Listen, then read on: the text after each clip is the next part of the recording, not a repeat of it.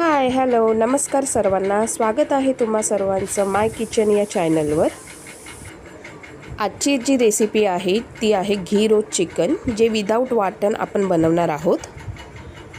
सर्वप्रथम एका पॅनमध्ये 10-12 सुक्या लाल मिरच्या घ्यायच्या आहेत। त्यात 1 वाटी धना आणि 7-8 असे काळी मिरी घेऊन परतवून घ्यायचं आहे। हे भाजलेलं साहित्य एका मिक्सरमध्ये घेऊन त्यात 7-8 लसूणच्या पाकळ्या, थोडंसं आलं, 2-3 प्रमाणात कांदे घेऊन वाटण बारीक करून घ्यायचं आहे। इथे मी अर्धा किलो बोनलेस चिकन घेतलेलं आहे। त्यात हे जे बारीक केलेलं वाटण ॲड करायचं आहे।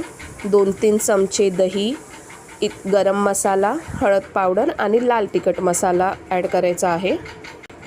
नंतर भरपूर प्रमाणात असा कढीपत्ता ॲड करून त्यावर 7-8 चमचे असं साजूक तूप ॲड करायचं। थोडंसं प्रमाणात मीठ ॲड करूया आणि प्रॉपर चांगल्यापणे हे मिश्रण मिक्स करून घेऊया।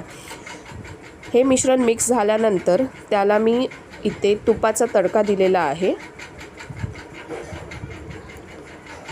थोडंसं झाकण ठेवून नंतर ते कोळसा जो आहे तो काढून घ्यायचा आणि त्यात भरपूर प्रमाणात कोथिंबीर ॲड करून हे जे मिक्स केलेलं चिकन आहे साधारण 1 तास मुरत ठेवायचं आहे। 1 तासानंतर एका पॅनमध्ये 2 चमचे तूप घेऊन बारीक चिरलेला कांदा परतवायचा। त्यात हे जे आपण मॅरिनेट केलेलं चिकन ॲड करायचं।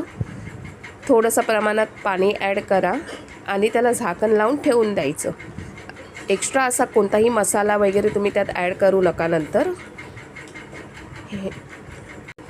नंतर यात थोडंसं चवीपुरता मीठ ॲड करा आणि कसुरी मेथी ॲड करून ते प्रॉपर शिजू द्या चिकन। त्यात मीठ आधीच आपण मॅरिनेट करताना थोडंसं ॲड केलेलं, त्यानुसार चवीनुसार मीठ ॲड करा, नाहीतर चिकन खारट होईल।